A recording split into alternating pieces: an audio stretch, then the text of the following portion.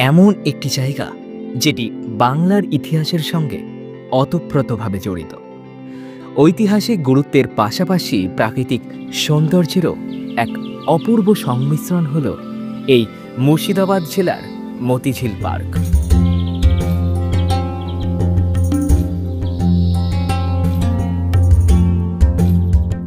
নবাব আলীবর্দী খানের জামাতা ও ভ্রাতুষ্পুত্র নবাজিশ মোহাম্মদ খান 1743 সালে এই উদ্যানটি নির্মাণ করেছিলেন। বর্তমানে এই পার্কটি অনেকটা পরিবর্তন হয়েছে এবং পর্যটকদের জন্য হয়ে উঠেছে দারুণ এক আকর্ষণীয় স্থান।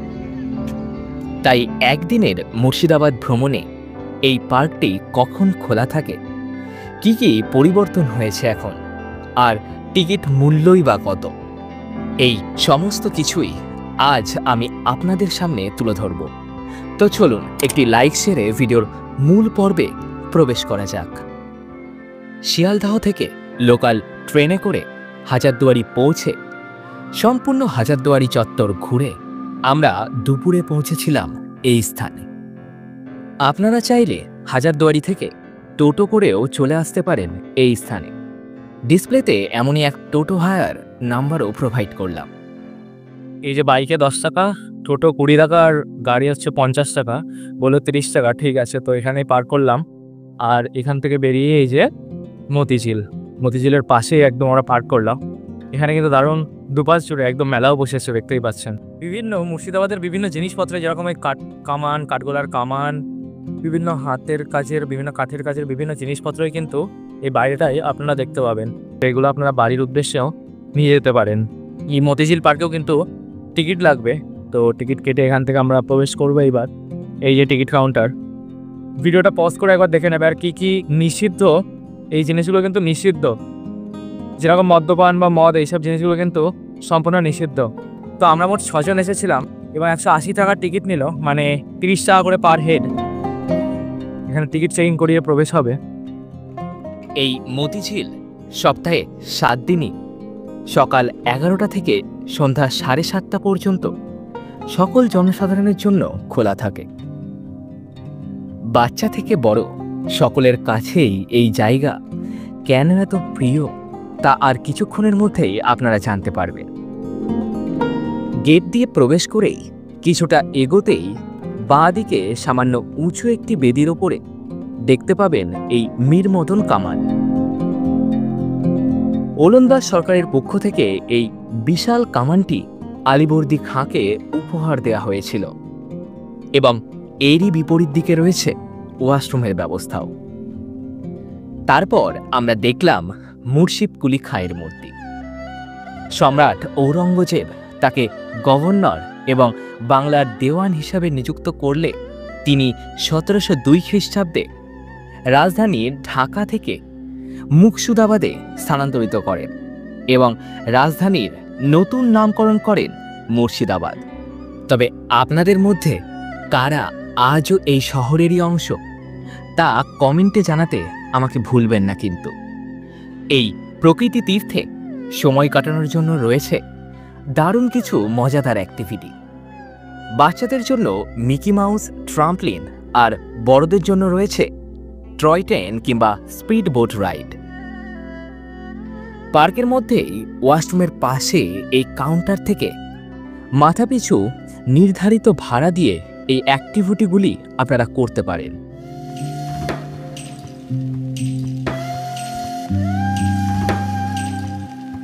তো হচ্ছে টয় ট্রেন যাওয়া 20 টাকা, আসা 20 টাকা, সেটা জানতে পারলাম। আর মানে পার্কের শেষ প্রান্ত পর্যন্ত যাবে, যেতে 20 টাকা, এবং পার্ক থেকে আবার সেখান থেকে নিয়ে আসতে 20 টাকা।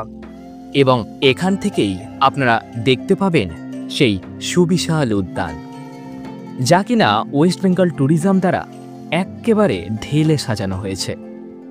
এবং তারই শেষ প্রান্তে রয়েছে 1757 খ্রিস্টাব্দে পলাশীর উদ্দেশ্যের সেই ঐতিহাসিক যাত্রার একটি অনবদ্য রেপ্লিকা। তবে সেখানে আমরা যাব পার্কের একদম বাঁ দিক বরাবর। আগে ঠিক মতিঝিল এতটা সুন্দরভাবে সাজানো ছিল না, এখন বলতে পারো সম্পূর্ণ মতিঝিলকেই পুরো ঢেলে সাজানো হয়েছে। সারা বছরই মানুষের আনাগোনা এই পার্কটিতে থাকলেও তা সর্বাধিক হয় শীতকালে। এবং এখন কিন্তু মতিঝিলের মধ্যেই পিকনিকেরও মানে শীতকালে পিকনিকেরও বেশ ব্যবস্থা রয়েছে। পিকনিক বলতে কি, আপনারা বাড়ি থেকে কিছু খাবার নিয়ে এসে এখানে বসে খেতে পারেন। তাই বলে আমিষ খাবার নিয়ে আসবেন না, নিরামিষ খাবার নিয়ে আসবেন এবং কিছু ফেলবেন না এখানে, ব্যাস। ওই যে দেখতে পাচ্ছেন ট্রেন চলে যাচ্ছে, ওই যে ট্রেন চলে যাচ্ছে। তো এখানে কিন্তু পাশেই কিন্তু রেল স্টেশন। এই যে এখানে হচ্ছে বোট রাইডের অ্যাভেলেবেল আছে, তবে এখন খোলা নেই, এটা অন্য সময় হয়তো খোলা হবে। প্রথম থেকে একদম শেষ প্রান্তে নিয়ে যাবে এবং নিয়ে আসবে, তাতে 100 টাকা। ঠিক আছে, ওটা কোনো একটা কিছু গোলযোগের কারণে ওটা এখন বন্ধ আছে, ওটা আবার কিছুদিনের মধ্যেই চালু হবে, তখন আপনারা আবার, তো এটা কিন্তু বেশ ভালো লাগে, ওটা আপনারা ট্রাই করতে পারেন। দেখুন আপনাদের যখন আপনারা আসছেন তখন যদি চালু হয়ে গিয়ে থাকে তবে সেটা খুবই ভালো। তো এমনভাবেই ঘুরতে ফিরতে আমরা আবার মাঝের রাস্তায় ফিরে এলাম, এবং যে উদ্দেশ্যে এলাম তা হলো এই অসাধারণ কটেজগুলোর জন্য। দূর থেকে দেখে কিছুটা সময়ের জন্য তো মনেই হয়েছিল বাইরের দেশেই কি চলে এলাম, তবে না, নতুনভাবে প্রকৃত তীর্থ সেজে ওঠার পরে এখন আপনারা চাইলে এখানে থাকতেও পারেন। এরপর আমরা দেখলাম বাংলার শেষ স্বাধীন নবাব অর্থাৎ নবাব সিরাজউদ্দৌলার স্মৃতিস্তম্ভ। এটা পদ্মপুকুর, তবে এখন পুরো পুকুরেই আর কি শুকিয়ে গিয়েছে জলের অভাবে। যেটা হচ্ছে পাশ্চাত্য ঘরানার স্তম্ভ, এই সামনের এটা টয় ট্রেন দেখতেই পাচ্ছি। এখানে বিশ্রামস্থল, মানে এখানে সে তো দাঁড়াবে টয় ট্রেনটা।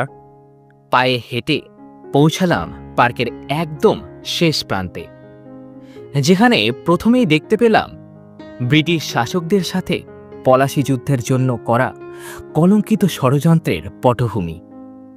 প্রতিদিন সন্ধ্যায় এখানে লাইট অ্যান্ড সাউন্ড শো অনুষ্ঠিত হয়। মাথাপিছু 30 টাকা দিয়ে টিকিট কেটে আপনারা তা দেখতেও পারেন। তারপর বাংলার প্রথম গভর্নর জেনারেল ওয়ারেন হেস্টিংসের মূর্তি দেখে অবশেষে দেখলাম সিরাজউদ্দৌলার সেই পলাশির উদ্দেশ্যে ঐতিহাসিক যাত্রা, মানে যে যুদ্ধে ভারতের তৎকালীন ভবিষ্যৎ সূচিত হয়েছিল, সেই যাত্রাটা এখানে এই স্ট্রাকচারগুলোর মধ্যে দিয়ে ফুটিয়ে তুলেছে খুব সুন্দরভাবে। এরপর একেবারে ডান দিকের পথ ধরে, মানে লাইট হাউসের পাশ দিয়ে আমরা চললাম মেন গেটের দিকে। বিভিন্ন রকমের গাছপালাগুলির মাঝে এই বিশ্রাম স্থানগুলি বর্ষা কিংবা রোদের সময় মাথা গোজার যে একমাত্র ঠিকানা তা বলতে কোনো দ্বিধা নেই। ছোট থেকে বড় সকলেই কিন্তু দেখতে পাচ্ছেন এই সাইকেলটা নিয়ে ঘন্টা বেসিকে ঘুরছে। আধ ঘন্টায় 50 টাকা এবং 1 ঘন্টায় 100 টাকা। যেহেতু দুপুর গড়িয়ে বিকেল নেমেছে, তাই ছোট্ট ছোট্ট খুদেরাও তাদের বাবা মায়ের হাত ধরে একের পর এক পার্কে থাকা প্রত্যেকটি অ্যাক্টিভিটিতে অংশগ্রহণ করছে।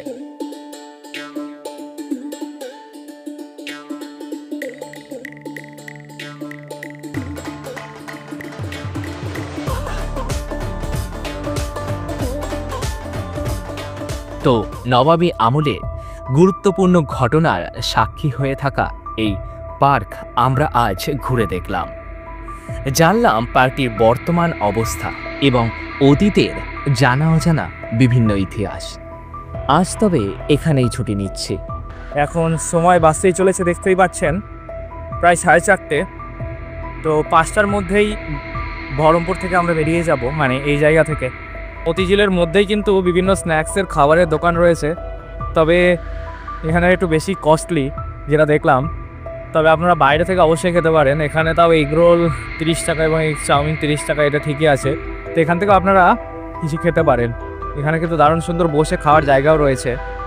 তবে মুর্শিদাবাদের হাজারদুয়ারি বাদে অপর একটি জনপ্রিয় স্থান হল কাঠগোলার বাগানবাড়ি, যা আমার স্ক্রিনে দেওয়া এই ভিডিওতে ক্লিক করে আপনারা দেখতে পারেন। তবে আপনাদের সাথে ওখানেই দেখা হচ্ছে। টাটা।